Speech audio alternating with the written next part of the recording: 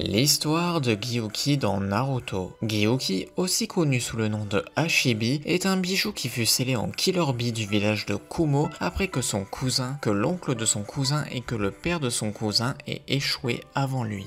Jeunesse. D'après Toby, Hashibi naquit le jour où le sage des 6 chemins, sentant sa fin proche et afin d'empêcher Jubi de réapparaître, sépara le chakra de la bête en 9 parties, créant les 9 entités de chakra connues en tant que bijoux. Dans l'anime, avant sa mort, Hagoromo a envoyé Gyuki vivre dans un temple construit dans le but de le protéger, dans une région appelée aujourd'hui le pays de la foudre. À une époque inconnue, Hashirama Senju captura les 8 bêtes à queue et vendit Gyuki et Matabi à Kumo au sommet des 5 Kage, en signe d'amitié et pour s'assurer de l'équilibre des pouvoirs entre leur nouveau village. Au fil des ans, aucun des anciens Jinchuriki de Gyuki, comme Bluebee et son oncle et son père avant lui, ne pouvaient contrôler son pouvoir, et le bœuf se déchaînait constamment, détruisant le village et tuant bon nombre de ses habitants. Malgré ses revers, le 3e Raikage pensait qu'un Jinchuriki pour Gyuki était trop précieux. Gyuki a finalement été scellé au sein de Killer Bee, qui avait 5 ans à l'époque. Grâce à un entraînement rigoureux dans les chutes de la vérité, Bee a réussi à vaincre et finalement se lier d'amitié avec Gyuki.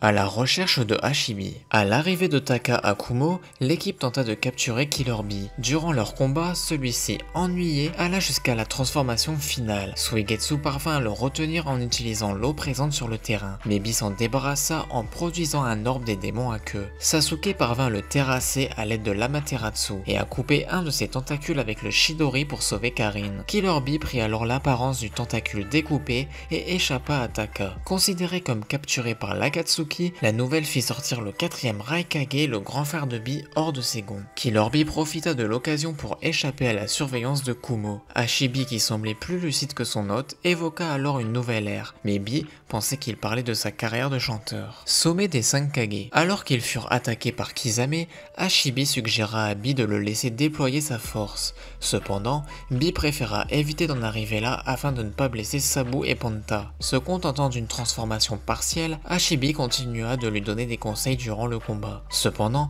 lorsque Kisame assomma Bee, Hashibi lui cria de se réveiller, sentant qu'ils étaient tous les deux presque à court de chakra. Alors que Kisame s'apprêtait à en finir, le 4e Raikage arriva et aida Bee à se débarrasser de Kisame, dont la mort fut simulée par Zetsu grâce à un double lariat. 4e Grande Guerre Ninja. À l'arrivée de Naruto et Yamato au pays de la foudre, selon le plan de l'alliance Shinobi pour protéger les Jinchuriki, le bateau qui les amenait fut attaqué par un calmar géant. Killer Bee, complètement transformé, sauva l'embarcation en repoussant l'animal. Naruto réalisa alors qu'il était le poulpe de la prédiction du grand sage des crapauds, censé l'aider dans son apprentissage du contrôle du démon renard à 9 queues. Après l'entraînement de Bee avec les ours peuplant la forêt de la Tortue Hill, Hashibi tenta de convaincre Killer Bee d'aider Naruto étant donné qu'ils étaient tous deux Jinchuriki, malgré le fait que, de son propre aveu, il soit loin de porter Kyuubi dans son cœur. Bee aida Naruto à s'enfuir de l'île. Sur leur trajet, ils rencontrèrent le Raikage et Tsunade qui leur barrèrent la route. Naruto et Bee se battirent contre Ei. Tsunade dit à ce dernier qu'elle avait confiance en Naruto et qu'il ne mourrait pas sans avoir réalisé son rêve de devenir Hokage.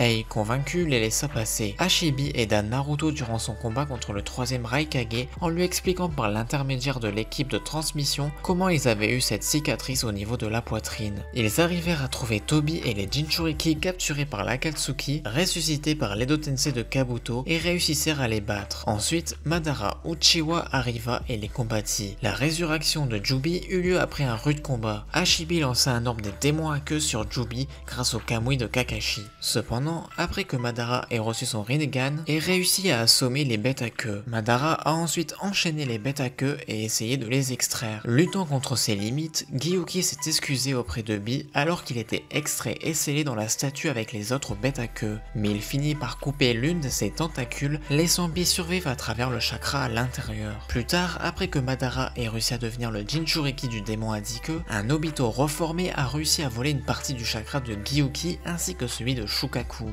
Kaguya Otsutsuki attaque. Après que les ambitions de Madara aient été interrompues par Zetsu Noir, qui s'est révélé être le manipulateur silencieux de l'histoire du shinobi depuis sa création par Kaguya Otsutsuki, l'entité noire a utilisé le corps de Madara comme moyen pour ressusciter son créateur. En fin de compte, Kaguya a été vaincu par Naruto et Sasuke qui ont utilisé le Shibaku Tensei pour éjecter toutes les bêtes à queue d'elle et l'enfermer dans une lune nouvellement créée dans sa propre dimension. Après que l'esprit de Hagoromo ait rappelé les bêtes et l'équipe 7 dans le monde réel, les bêtes à queue ont commencé à discuter de leurs plans pour l'avenir, puisqu'elles étaient enfin libres. Gyuki, qui a été interrogé par Yang Kurama, a surpris le renard lorsqu'il a exprimé son désir de retourner auprès de Bi. Cependant, Sasuke, qui avait pour but de créer une révolution dans le monde shinobi, utilisa son Rinnegan pour les sceller grâce au Shibaku Tensei. Mais Naruto rassura les bêtes et Sasuke et Naruto ont fini par dissiper le Tsukuyomi infini, ce qui a permis de libérer Gyuki et les autres bêtes à queue de leur prison.